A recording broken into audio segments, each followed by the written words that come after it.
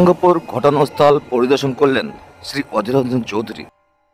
ঘটনাস্থল পরিদর্শন করলেন এবং এলাকাবাসীর সাথে কথা বললেন, আহত ব্যক্তির পরিবারের সাথে কথা বললেন এবং তিনি মূল্যবান বক্তব্য রাখলেন। দেখুন সেই ভিডিও।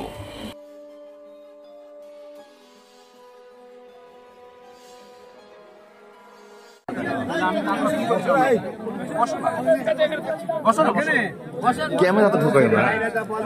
আজকে সে কি দেখলেন? আজকে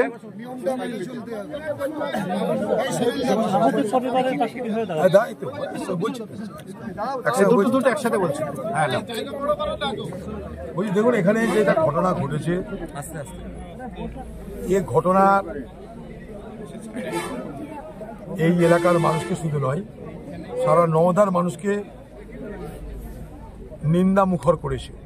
সারা নওদার মানুষ, সব সম্প্রদায়ের, সব ধর্মের মানুষ সর্বাঙ্গপুরের এই ঘৃণ্য ঘটনাকে নিন্দা করছে। তৃণমূল নেতাদের রাস্তা খালি করার জন্য দেরি হওয়ার কারণে তৃণমূল নেতারা ধৈর্যচ্যুতি ঘটিয়ে সেখানটায় গুলি চালাচ্ছে, আর সেই গুলিতে এই গ্রামের সাধারণ পরিবারের একটা ছেলে, যুবক, সে গুলিবিদ্ধ হয়ে আজকে জীবন মৃত্যুর সঙ্গে পাঞ্জা লড়ছে। তো এই ঔদ্ধত্য, এই দুঃসাহস তৃণমূল নেতাদের হয় কি করে, এটা বাংলার মানুষকে বুঝতে হবে, বাংলার মানুষকে ভাবতে হবে। এখানকার সাধারণ মানুষের অপরাধ কিছুই নাই। অপরাধ, তারা রাস্তা দিয়ে যাচ্ছিল, এখানকার একটা উৎসব, সেই উৎসবকে সামনে রেখে সেই রাস্তা দিয়ে কিছু মানুষের ভিড় যাচ্ছিল। আমরা রাস্তায় যাই, ভিড় হয় না, ট্রাফিক জ্যাম হয় না, আমরা সেখানটা অপেক্ষা করি না। কিন্তু আজকে ঔদ্ধত্য এমন যে তারা মনে করছে যে রাস্তাটা তাদের, তাই সেই রাস্তায় তাদের গাড়ি চলাচলের পথে কোনো বাধা যে দিচ্ছে সেই অপরাধী। এখানে কেউ ইচ্ছা করে গাড়ি চলতে বাধা দেয়নি। সেখানে মানুষের ভিড়, জনসংখ্যা এখানটায় বেশি, ডেনসিটি অফ পপুলেশন মুর্শিদাবাদে সব থেকে বেশি। সেখানে কোনো রাস্তা এরকম ফ্রি, একদম হ্যাসেল ফ্রি জার্নি হয় না।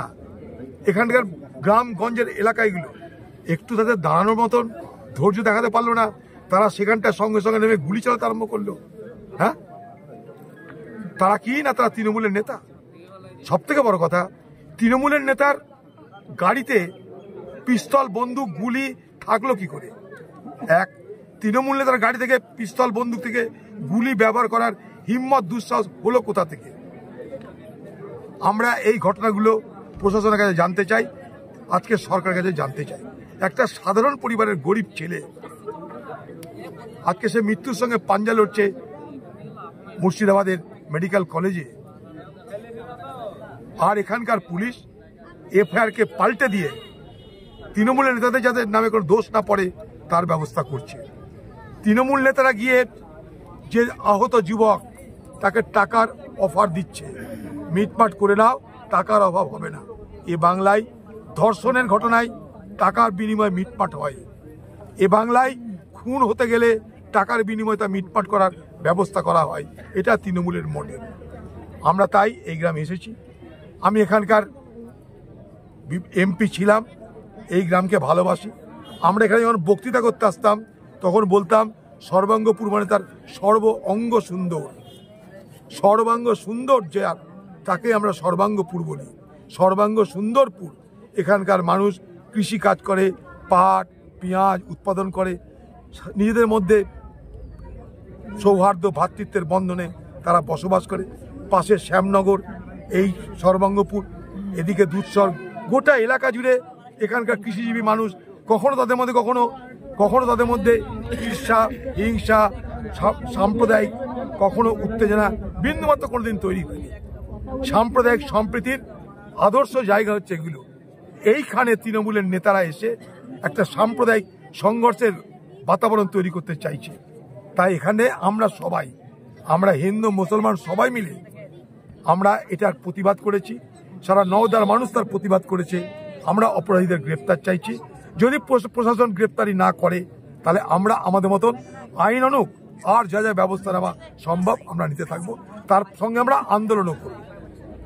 একদিকে আন্দোলন করব, একদিকে আইনি সহযোগিতা নিয়ে আইনি ব্যবস্থার মাধ্যমে প্রশাসনকে বাধ্য করবার চেষ্টা করব অপরাধীকে গ্রেপ্তার করতে। তারা চাইছে টাকা দিয়ে ম্যানেজ করতে, যেহেতু গরিব মানুষ, গুলি যে খেয়েছে, যার বুকে গুলি লেগেছে সে গরিব মানুষ, যুবক, বেকার যুবক, গরিব মানুষ, তাদেরকে টাকার বিনিময়ে তাদের খরিদ করে নিজেদের অপরাধকে তারা ধামাচাপা দেওয়ার চেষ্টা করছে।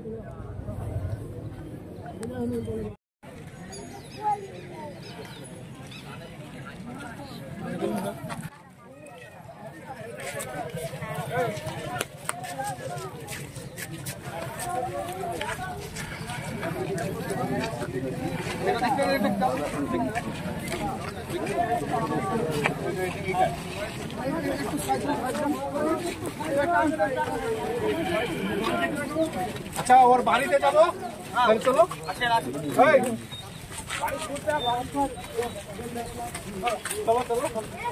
বাবু বাবু একটু সাইড হতে হয়, সাইডের মানুষ দেখবে।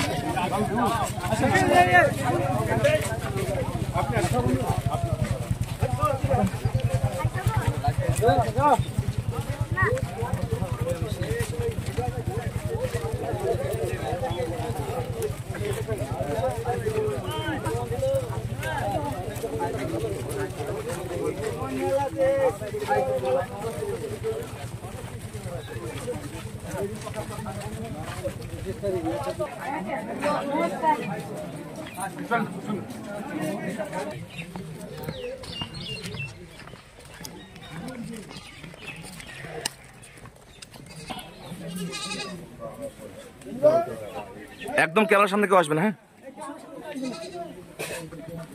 আগুন আছে।